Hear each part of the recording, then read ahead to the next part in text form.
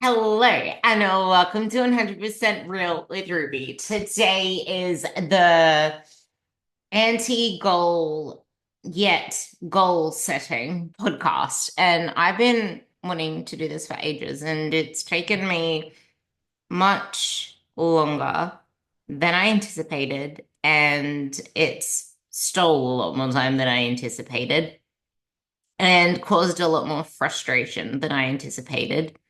And I'm starting the podcast off with that because it's kind of the way that many of us set our goals. It's like, oh, this will be pretty easy. I just need to talk about goal setting, press record, send it out there, and voila. But no, there was a lot of planning and trying to figure out how I want to get this podcast across in a way that helps you guys and sets you up for success long term and provides you tools to ensure that you stay on a path to success versus ending up in the same place year after year. And I want to do it in a way that explains why goal setting, the way that we've been taught, is wrong, and why so much of what's out there still leaves us struggling to, I don't know, like make progress in a way that feels good, in a way that doesn't have us self-sabotaging all the time, that makes sense as soon as life starts picking up with its busyness. Because goals, they are great when we set them.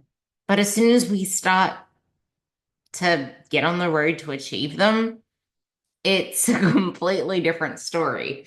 Like it didn't pan out the way that we wanted it to. And then, like, just think about it. Just think about the last year's goals or the things that you've tried to accomplish and you've struggled with and wondered why it's so hard for you when others might make it seem easy. Because my question to you to start this, just the same way that what I thought would be a very straightforward progress, like the straightforward process, was not. And it ended up taking way longer than I expected. What exactly is a SMART goal? You're meant to have it time bound. My time boundness was let's get it finished by last week. Well, that didn't really go to my time-bound plan. What do I do? Do I just give up and call myself useless and say, oh, what's the point? No, I'm gonna get this podcast up. It's just not gonna go to the initial time-bound plans. Whereas most people usually get frustrated, they give up, they find the next best plan and the next best plan, and then they wonder what's wrong with them, and then do a crash diet. Okay, this podcast, you listening to this, it's for anyone that either if you want to set a new goal or if you want to take things to the next level, this podcast is for you. This isn't just gonna help you in health and fitness. It can help you with absolutely anything you have goals for, even managing your life. Have you ever set a big goal only to find yourself frustrated and overwhelmed a few weeks later, maybe feeling stuck? Maybe you've even thought, what's wrong with me? Or, like I just mentioned, why can't I follow through? Why can't I make this go as easy as it intended to be? The SMART goal framework holds many of us back because we have busy lives that we sometimes don't anticipate because life gets messy. And in a messy life, we need systems that can adapt to each situation and circumstance. SMART goals look amazing on paper. They're logical, they're measurable, they're time bound, and that is the problem. Is the very problem because measurable and time bound and realistic, what are we basing that off? Is it really realistic? Is our idea of what progress looks like reality? Do we know what it actually takes, or are we basing that off what we know to be true from what we've seen online or what our friends have told us? Or if you think about people that go on 12-week challenges, it's like what makes them think that that is the realistic way? Like, obviously, there's a reason why they're doing that, or they think that low carbs is the realistic way of progress, and that's the way that it should look like. You're meant to be eating in a certain way to get to a certain place that you want to be. Many of us don't think past the first checkpoint that we need to do or the first plan that we need to do. And that's when things get even messier because then we start to base future goals, future happenings on what happened before. And I'm going to bring up an example in a second, but I just want to lay out why SMART goals are dumb goals. And I'm going to set you up with a framework to build habits and systems based on you, your life, and when life gets messy, how to then adapt to that.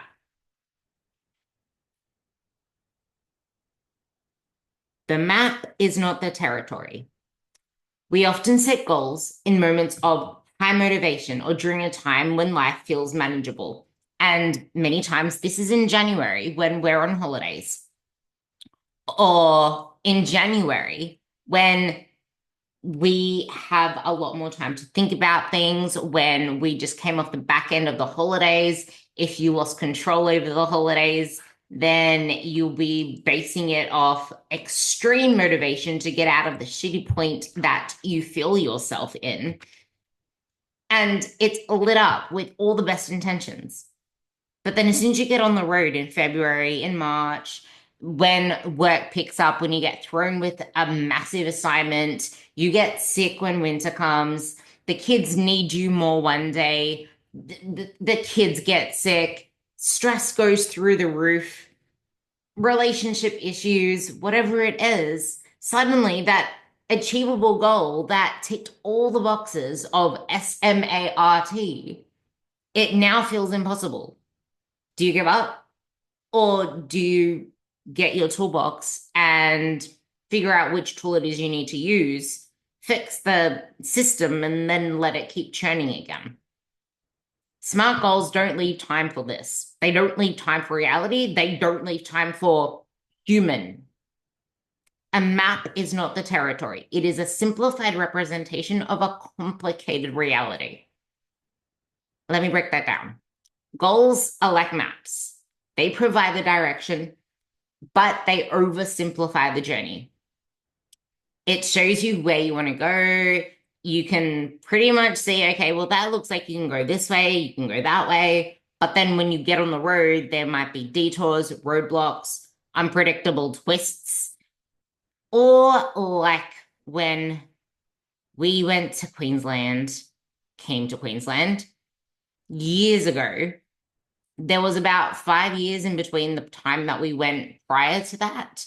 And dad, being dad, has everything outdated since the 50th, not the 50th, let's just say the 10th century, because I feel like exaggerating. Since the 10th century, I would say 10th, look, it doesn't work. We didn't have GPSs in the 10th century. But the thing is, the map was not updated. And there were roadworks, there were new roads, highways, etc., to get people from where I was in Sydney to Brisbane faster, because it used to take 13 to 15 hours. Now it can take 9 to 11 hours, much faster because of those roads. Only we were going in circles and circles, and mum finally realized, hey, we've been past this 3 times already. The map, the GPS is flickering back and forth. It's not taking us the right way. How do we get there? We had no idea. So then this is when I pulled out my phone and actually used Google Maps. But point being, you're trying to get to a new territory, or you're trying to approach the same goal like you've tried fat loss in the past based on past circumstances. And now you're trying to do it in a new way based off new rules to get you it's kind of different because this time you want it to last. You don't want to rebound as you did before, but you're using the old rules to get you to a new place. You're using old systems to get you to a new outcome. And unless there's change, nothing is gonna change for you. On paper, fat loss is simple, calorie deficit. But in real life, it's not that straightforward. Eat less, move more. Okay, well, what is not adding up? Why have you not lost fat yet? If this has been something that you've been trying for ages, something is not adding up. There is nothing more complicated to fat loss than that. So what's getting in the way? There is like that's the basic principle. Is it that work keeps getting in the way and then you fall off track, or the weekends are a mess and you haven't yet learned how to deal with the weekends, or you don't know how to deal with emotional eating or unexpected challenges? Fat loss isn't just about the calories then.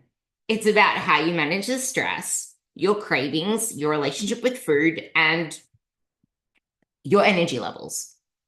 We can bring in training to this, which makes it even more complicated. Still simple on paper, but in reality, there are a lot of moving variables that we need to take into consideration. Now, back to the map being outdated. This is where it gets even trickier. And this is where coaching comes in. Because we need to reconcile with what we want to be true with what is actually true. We need to figure out what is the fact and what are we missing? Where are our blind spots? Only we question everything except that which we know wholeheartedly to be true. But is it? This is where we are human and we are wired with so many biases and fears and past experiences that are playing on our mind, the what ifs, the this, that, and the others. What if this happens? I don't want to end up worse. But then there's a confirmation bias where we find proof, we've gathered evidence, we've lived our lives to always confirm things that we know to be true. We always look for things that somehow make sense to us because we don't like things conflicting with our idea of reality. But if what we've been taught isn't the actual reality, we've just been reinforcing the wrong story. And then the past experiences, they've shaped our perspective. They've shaped how we experience reality, the way that we go about our lives and make our choices.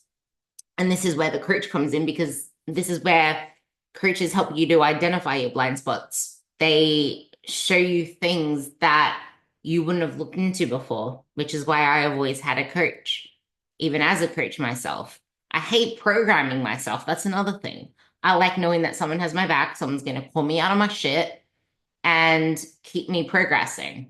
They say they see things differently than we do. Everyone sees things differently than we do. They bring a different perspective that is more based off an objective reality that isn't subject to emotions, to stress, to the things going on around us. And it removes the constant double thinking, the second guessing, and it keeps us moving forward. It helps us. They're like their helicopter view that says, okay, well, I can see the roadblocks here, here, here. I can move you forward in this way. And I can show you a more enjoyable route there instead of you graveling through the rocks. So that is one problem with SMART goals. The other problem is unrealistic expectations. Kind of similar, but different, because this is where that client story comes in. She did keto in the past and she lost a whole lot of weight really fast. She gained the weight back, uncontrollable binges, a terrible relationship with food, a lot of food fears, anxieties. She decided that she was going to do maintenance for 3 to 4 years. She wanted to lose weight again, and she was struggling to figure out what the hell to do. She knew that her mindset still wasn't right. And then she came to me, and this is where SMART goals set her up to fail, because her idea of realistic and time bound was based off her idea of progress, which was she had to see progress fast. And when she wasn't seeing progress fast enough, it's what am I doing wrong? Something isn't working. Is this normal? I'm going to do this. Maybe I should do this. Maybe I should go harder. And she was getting up in her own head because progress wasn't happening as fast as it did when she was on keto. But it was actually happening at a pace that was sustainable and it was happening for her. It was just if you're going to keep sabotaging yourself, you're not going to see the progress that you want. And if you're basing what your ruler of progress looks like on outdated metrics, that's the old map on new territory. It's not going to work. And another example of different terrains and different tools that need used, two different people.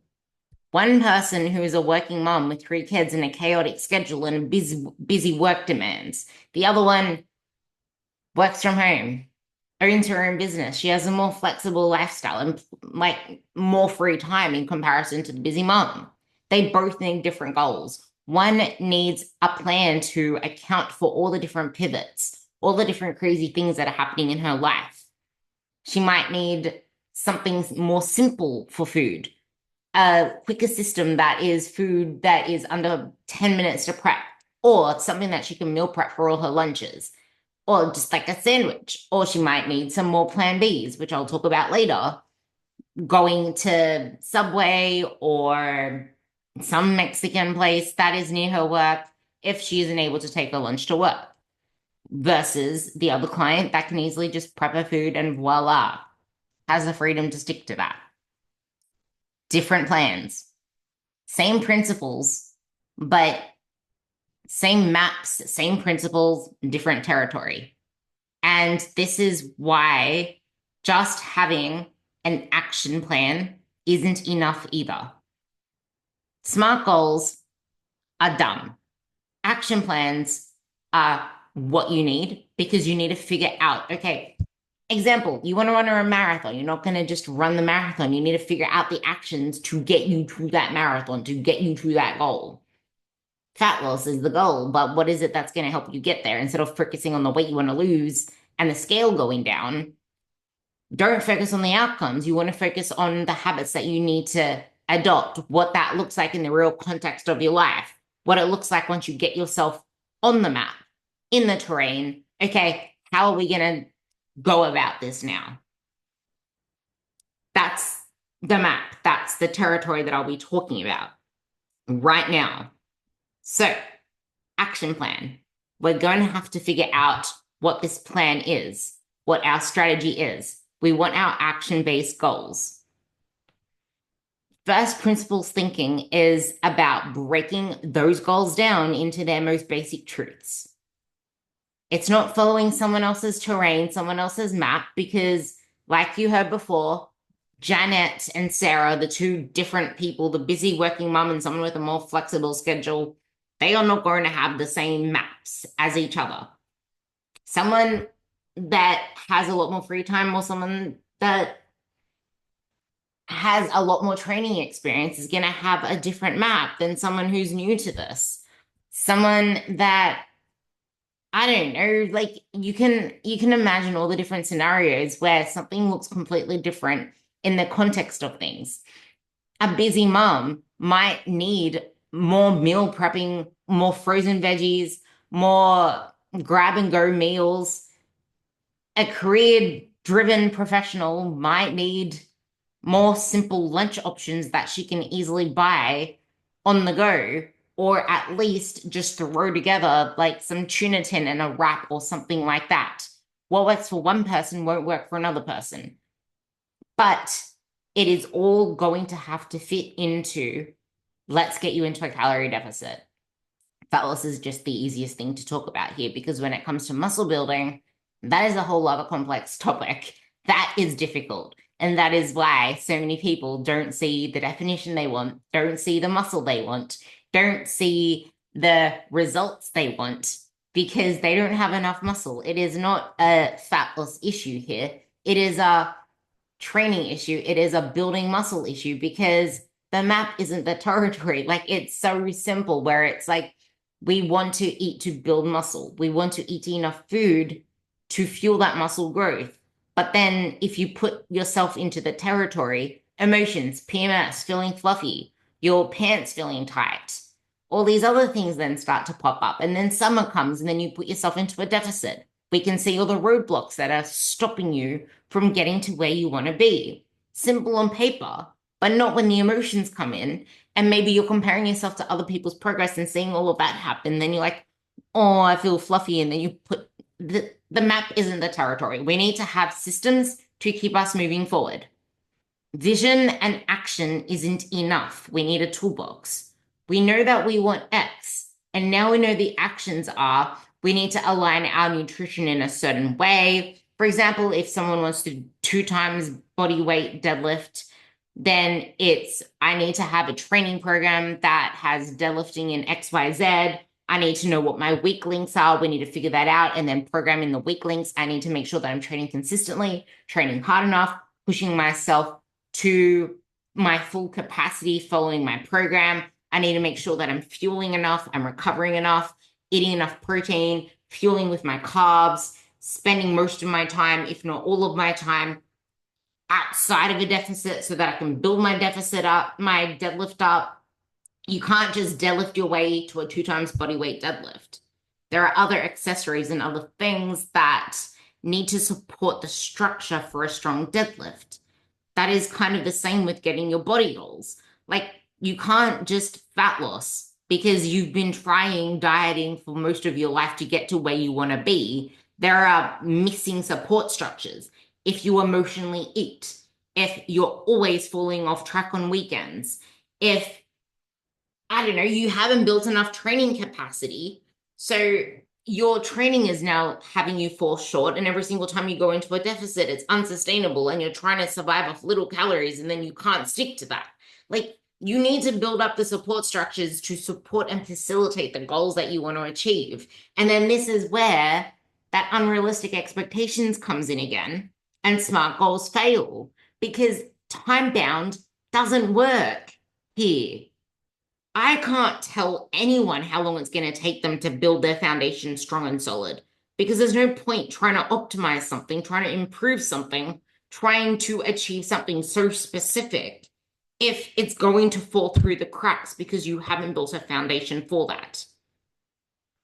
There's no point trying to chase, okay, let's get harder on things, let's get tighter on things, let's get more intense on things, level them up if you haven't got anything that's consistent, if you're struggling to stay consistent, if you're struggling to do the basics, like let's get you walking at least 8,000 steps a day. Let's get you showing up to the gym for all of your sessions. Let's get you progressing in your sessions and pushing close to failure. Let's get you eating way more veggies, hitting your protein, having at least 600 to 800 grams of fruit and veg a day. Let's get you consistent with your recovery and your sleep. Then we can take things to the next level. And it's going to be a lot easier for you to stick to whatever it is that we're doing there. Like we can try to force something to work harder and chug along the path that you want to go to. But if we hadn't built a strong enough engine, you're not going to go very far. So I hope that part there helps because once you get good at that, then you can add the layers, then you can add more context, and then you can advance. And now you have a more complex map to take you to the destination that you want to go. You have a lot more details on the map. You have a lot more vibrance. You have a lot more depth. And that's going to make the journey a lot more next level. Let's just put it that way. I'm trying to use analogies and you get the drift. But that map that we just created for you, that's not going to work for Jane. That's going to work for you only because it's in the context of your life. So make sure the actions you pick are in line with what you truly want to achieve and something that is going to make you feel good and aligns with your values. Sometimes it does align with your values. It's just that you haven't connected it yet. So it's really hard for you to show up to it. I had a client that wasn't showing up to the things that she knew she needed to do, like getting in her steps and walking and eating in a way that makes her feel good, as in veggies, because she was always go, go, go, trying to show up for all these other people. But then she realized that she values feeling at peace, inner peace, feeling in control, but she lacked all the energy and she felt sucked dry once she got home from work. And she wanted that back. And she realized that if she took a walking break once she got back from work to break up the day between work and home life, all of a sudden she feels so much better. She has a lot more energy and inner peace. And then when she spent time in the morning just to herself on a walk in her own thoughts, she felt more centered for the rest of the day and she got more energy back. She wanted to keep doing those things because she realized how good it felt and it led to her values. So try to think of that when it comes to your values as well, because it makes you more likely to do the thing.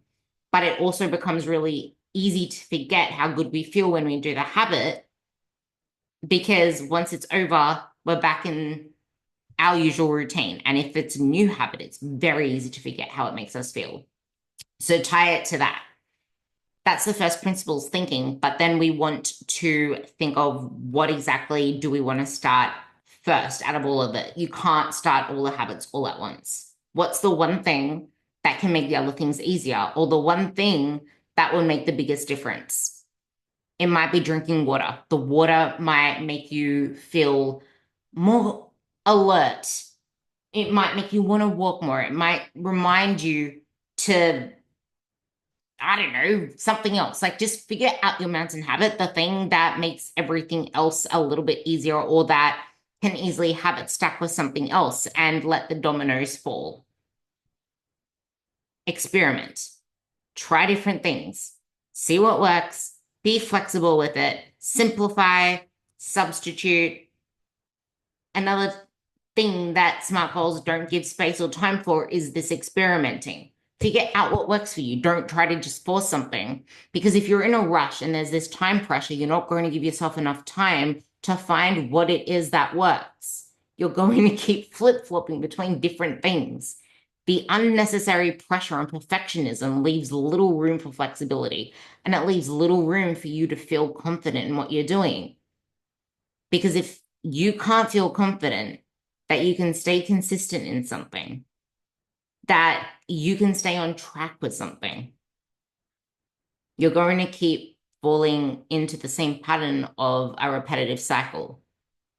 Now that we got the actions, you figured out your mountain habit, we know what leads to the end outcome. It's now doing it consistently. And the only way to do it consistently is to know what enemies we're going to come up against on the battlefield. This is where those systems come in. If-then plans are one of my favorites. If X happens, I will do Y. If I can't stick to my planned meals because I got caught up for lunch, then I will XYZ.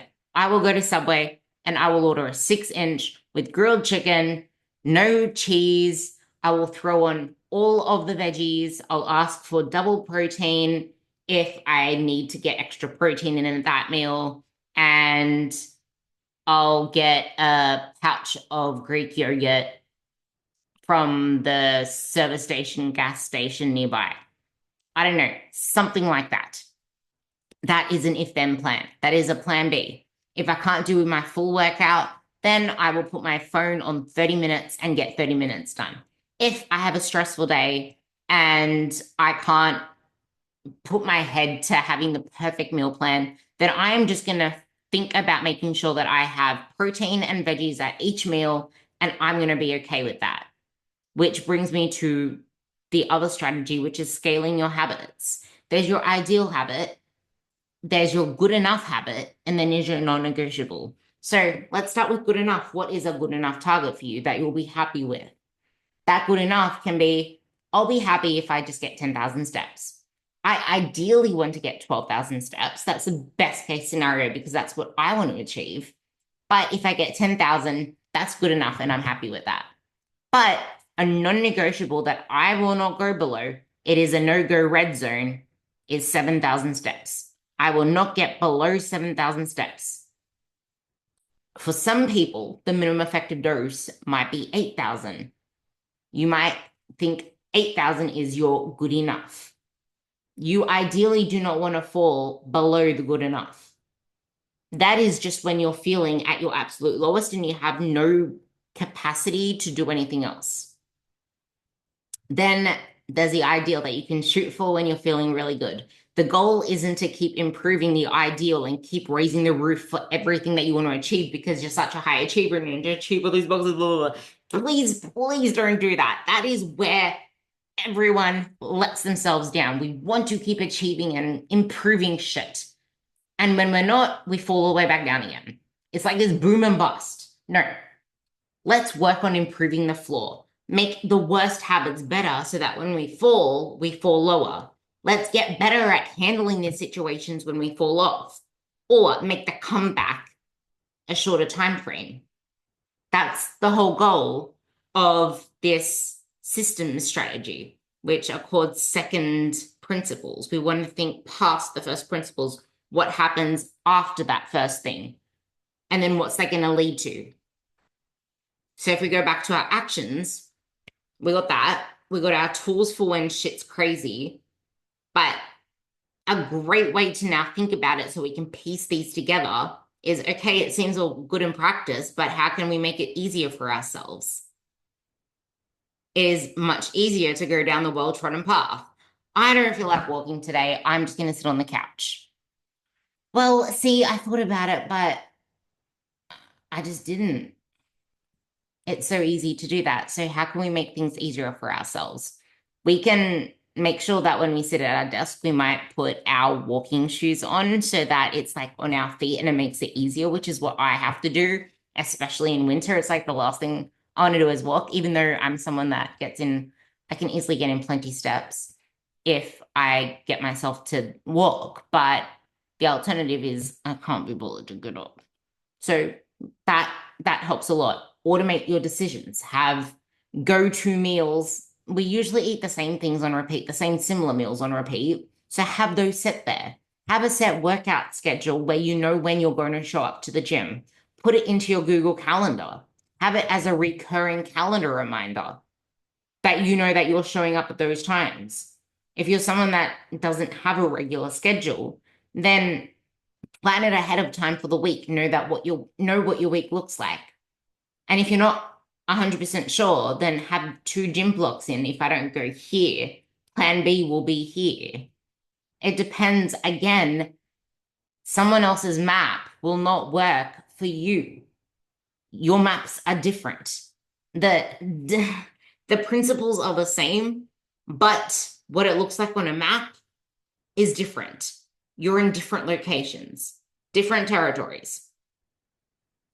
The next one is to remove the barriers, make it easier. Get the chocolate off the counter. That's more environmental design, but make the habits that you want to build obvious and make it easier to do the ones that you want to do. So gym bag by the door. So then you just grab the gym bag and go. Your lunch, prep it the night before and then you just go. Grab and go. Another one can be overnight oats. You have overnight oats for breakfast, so then you don't have to worry about having to think about, do I want a healthy breakfast or do I want to grab a croissant? All different things that can lead to you doing the favorable habit. And then, like I mentioned before, removing barriers, making the habit that you don't want to do less of a thing in your face. Hide it. Remove distractions. Husband's crisps that he refuses to let go of, tell him to hide it, to put it on the upper shelf. Tell him that you don't want to see it in your face because it's staring at you. Make things easier for yourself because willpower does not work. Another one is like having a meal planning ritual. One of my favorites for this is you figure out what you want to eat for the whole week on a Friday, as an example, because to me, meal planning is a non-negotiable. It's different from meal prepping, but knowing what you're going to eat for the week ahead, what do you want to eat for dinners? Maybe you alternate between chicken and red meat on the dinners. Maybe you alternate between Mexican and a normal roast, a normal roast. Think of something like that. Or it might be, okay, we're gonna have a burrito bowl this today, chicken cacciatore, chicken soup, and then alternate those three meals for dinner. Or you like, I don't even know why we need to give things recipe names. It's so complicated. Just figure out what protein you want, figure out what color you want, like veggies, whatever else. What are you going to add to it? You're going to add rice to it, pasta to it, potato. Figure that part out and then add whatever flavor you want. Make shit easier for yourself. Have the meal plans. Anyway, the point of that is know what you're going to eat for the week. Write down all the ingredients you need for your shopping list. Shop. And then when you come home, before you put things into the freezer, chop up your veggies, make it really easy to access. Mostly stock up on frozen veggies. Don't get a whole heap of shit fresh. Like, buy more frozen stuff. Buy the majority of your stuff frozen. It's so much easier. And buy some tinned, easy to go proteins, like tinned chicken, prep chicken that you can keep in the fridge that's already cooked. Stuff that's easy in an emergency to grab and go. And then you can put chicken before you put it into the fridge or whatever protein meats you have. Weigh it out, bag it up in, I don't know, 150 grams. Shove it in the fridge. I mean, in the freezer, because then all you need to do is defrost it, throw it into the air fryer, and you can add that to whatever you want for a really quick lunch. Ingredient prepping. That's just a really quick way to habit stack things together. So that was the first principles, which is the habits that we know that we need. The second principles, which is what happens after that if something else happens, like the if-then strategies and scaling your habits. And then the third principles is just thinking 3 steps ahead and building systems for when things go wrong, when we need a plan B, eliminating decision fatigue, all the things that can make shit easier for ourselves. Now we've got the transformation framework. We understand the basics. Now, how do we put this into the context of our life once we're actually doing the things? We're using the first, the second, the third principles. We got our plan. We're on the terrain. It's been a few months. Regression to the mean and reverse storytelling are 2 things I want to bring up here because progress is a huge failing point of SMART goals. They do not account for how progress works. We set out with the idea that our timeline is going to look a certain way, or our perception of what progress looks like. Or we might even know and expect that progress happens a certain way, but once we're caught up in the dopamine of, I want my lifts to always be going up all the time, that is when we start to feel like, what's the point? Where's the motivation? I'm not progressing. Why am I not progressing? Why am I going backwards? What's wrong with me? This is shit. So what happens past that first checkpoint when you're in the thick of it, when progress isn't happening at the rate that you like, because it's not going to? You can't expect to lose X every week or every month because it doesn't work that way. And progress kind of works in an inverted U. Like it starts off really freaking slow while you're building the habits.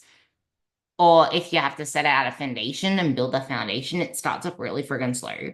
Then as you gain momentum and as you get into the system of it all and build the confidence in your ability to do things, that's when it speeds up. And then the longer you've been doing it, the more invisible progress is. It's just like nothing's happening. For many people, there will be invisible progress for months and months and months at the start of a program too, because there are so many things that need to be worked on before you actually see the progress physically. And if you try to rush that, that's why you've always been struggling in the past.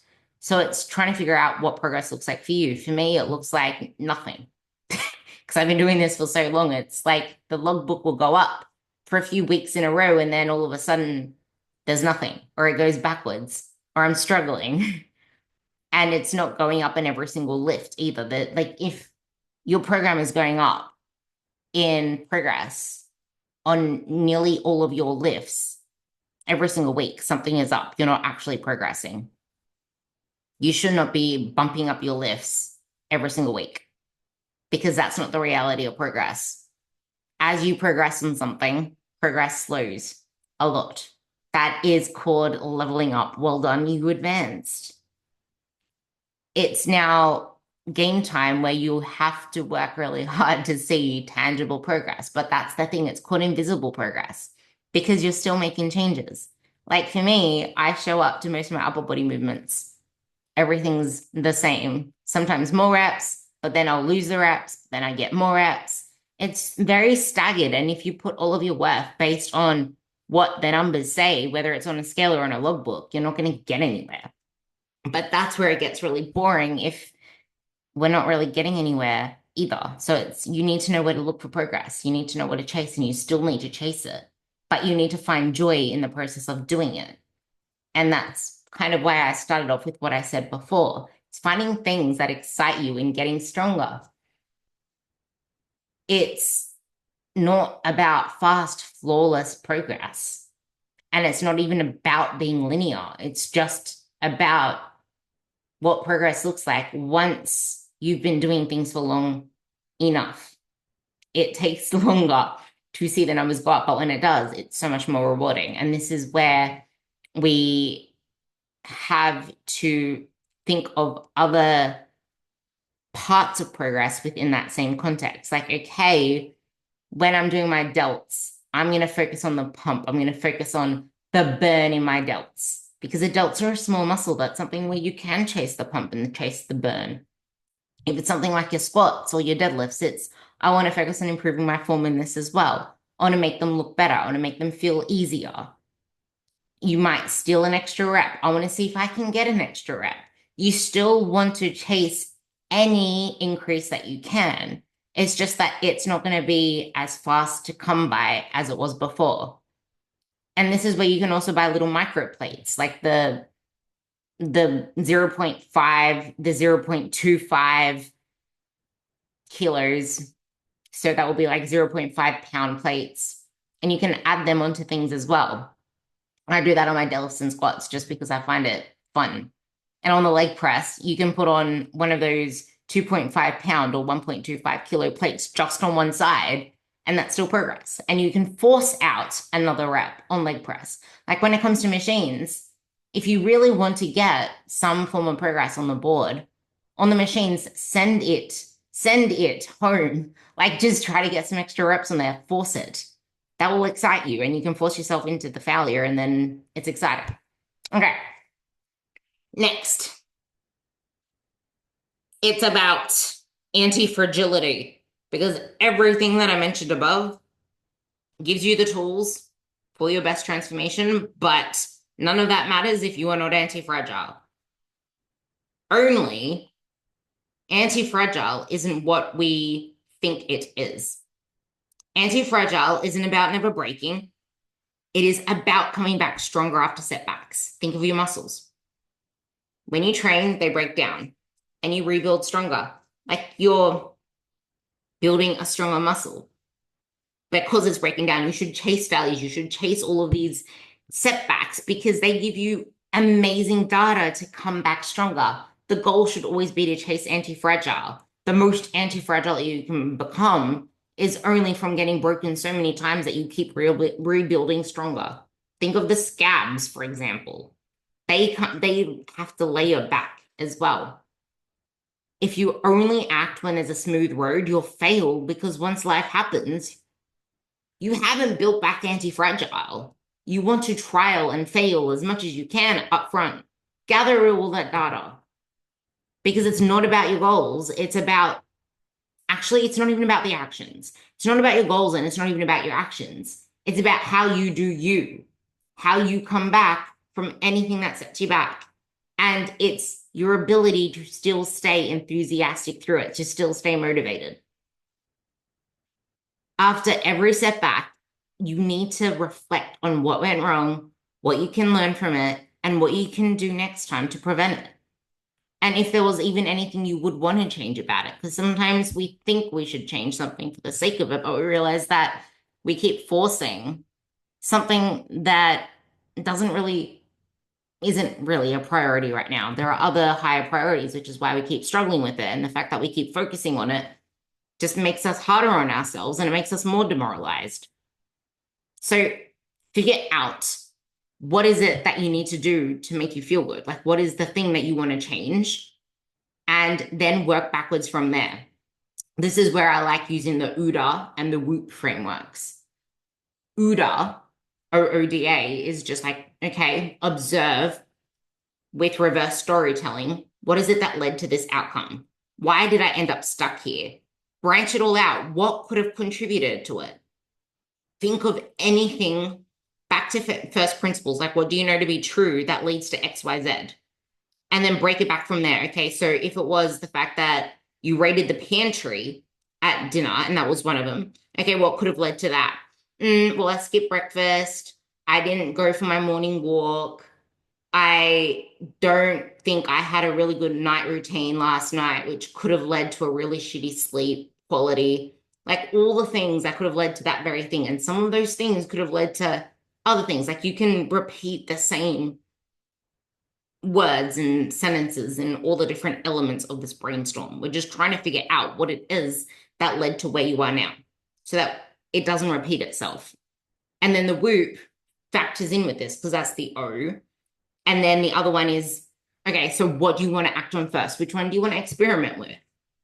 And with the WHOOP, you bring in, okay, so what exactly is it that you want? And if you can't decide which one of those habits you want to experiment with first, what is it that you want to achieve? What's your wish? And what's the outcome that you want to achieve with that? How do you want to feel? What is it going to bring for you? Why do you want to address that wish? That will help you decide which of these actions you want to address first. So we got the O, we got the O, we got the W in the O for the OODA and the WHOOP.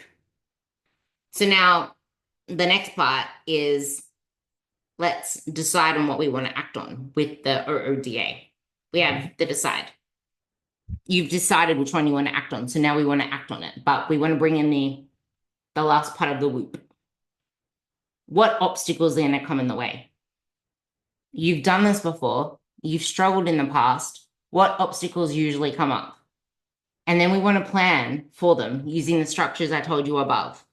The if-then, the scaling of habits, the decision fatigue that we're going to try to mitigate so that we can make things easier for ourselves. The third systems, use the first, second, and third systems principles for this O and the P, the obstacle planning and the planning in itself. And then that's when you use the A of the OODA and you act. That is like my favorite framework because then we're ready to set our goals. We got everything that we need. We have our goals. The only thing to remember now is that with these tools, we can keep moving forward and not fall into all or nothing thinking, not fall into the same things with perfectionism, with any of the cognitive distortions, with confirmation bias, the expectation bias. You can go through a whole list of cognitive distortions and try to get to know them really intimately if you Google it and see where they pop up in your life, because we want to try to get rid of that, get rid of the false beliefs of what progress looks like and stop expecting to see big leaps of progress and just focus on where you are now. Because if you do enough of where you are now, you will get to where you want to be. I used the deadlift example, but if you think about the marathon runner, the goal isn't let's run a marathon. I'm going to walk out the door and then all of a sudden I'm going to run the marathon. It's no, I need to figure out what my planning strategy is for running, what my strength training strategy is, because you can't do the running without the strength training unless you want to end up all bonged up. Like a great runner has a great strength training program. So we need to figure out how all of those combine to have enough recovery. And then we need to figure out how to fuel and how to recover. Like they're the habits, they're the goals. Like we want to get better at all of these. The goal is to PR how well you recover, PR how well you do the work in practice, because it's the work in practice that makes the stand. You don't get stronger by testing your strength continuously. You don't get stronger by always doing 1 rep maxes. You get stronger by all of the base foundational work, the accessories, building yourself up. If you just keep testing your strength, you'll never get stronger. You'll get weaker because you're losing all the rest that was needed to get you to the place that you were now. As counterintuitive as that sounds, if you keep testing your strength, you're going to get weaker. And that's the same with everything. If you keep trying to diet to get leaner, you're going to get fatter because you've lost the foundational stuff that allows you to have a thriving metabolism, a thriving, healthy environment within your body. I'm rambling on for ages, but this is so important that I wanted to try to cover everything, but I'm not leaving you without the most important part to sum up this podcast, and that's because the map isn't the territory. Cool, weight loss, calorie deficit, but there's a more intricate terrain, and you've been there before, and you've struggled before, and you've failed before, and you know exactly what it is you don't want to feel anymore. You know exactly what it is that you don't want. So what is it? I don't want to feel exhausted all the time. I don't want to dread my workouts. I don't want to go into my workouts feeling so depleted that I can't give my best. I don't want to regain all the weight again. I don't want to have to feel this way when I show up to a social event and worry about absolutely every single thing that I'm doing. I don't want to go on holidays and completely lose control and then come back so much heavier. Or I don't want to go on holidays and feel this sense of confliction that I don't know what to do. And then I'm either losing control or I'm holding myself back. And then I feel like I'm in this perpetual prison. Like, you know what you don't want. You don't want to keep emotional eating. You don't want to keep giving into chocolate. Okay, this is when we use anti-goals. Anti-goals is figuring out exactly what you don't want. I don't want to gain weight. I don't want to get too fat. Okay, so what is going to lead to that? Losing control of my diet. Reverse storytelling, again, comes into this. Let's bring reverse storytelling into this. What's going to lead to that? Well, if I try to stick too tightly to my diet, for some people, it might be if they try to moderate, because they're not moderators. They can't just have one, they'll have it all. So then don't buy it. Figure out what it is you need to do and what you need to avoid to not get to where you were before. Get clear on that. Okay, let's not do that and let's plan with everything that I've told you above moving forward.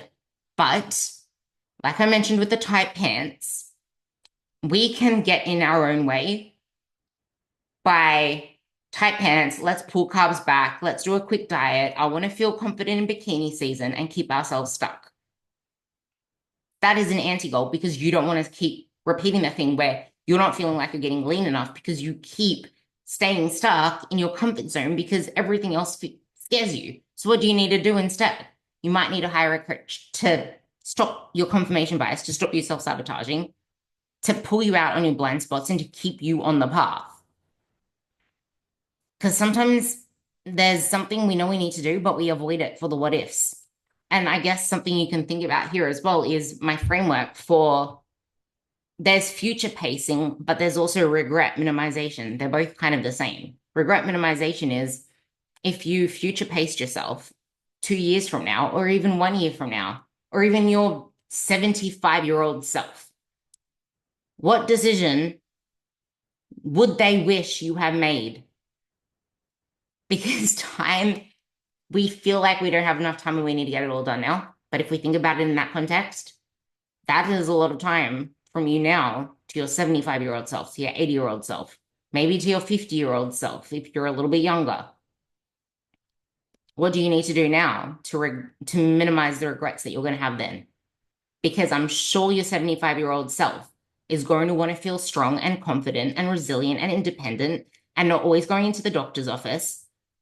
So maybe we need to prioritize more strength training. We need to prioritize more protein, more veggies, so that we feel good and we don't have all the regrets of our 30-year-old self, our 40-year-old self. What emotions are currently holding you back? What emotions cloud your judgment? When do you usually fall off? For many people, it's PMS week. That's when they get hard in their bodies and then they sabotage themselves. What habits held you back last year? What is one habit that we can commit to this week, that we can work on, that we can expand on and improve on and layer on? And how do you want to feel? What habits are going to get you there? This is where the future pacing comes in now. Everything I said before was a regret minimization. Future pacing is how do you want to feel? What is going to take you there? And then going back to the whoop, to the OODA, what barriers, what obstacles, let's plan for it. Let's act and bring all of this together again. So I brought us on a full circle where if you listen to this a second time, everything won't make sense again. What is one thing that you don't want to bring into 2025 is the last question that I'm going to leave you with. Actually, what is one habit that you can commit to this week? So what is one thing that you don't want to bring into 2025? Let me know. And what is one habit that you can commit to this week? Because the path to your best self isn't a straight line. It's messy. It's imperfect. It's uniquely human and it's humanly unique because you're not a robot. You're not a lab animal. And that's exactly why this works. Because a map doesn't show the territory and it is not human. So I love you all and I hope this helped.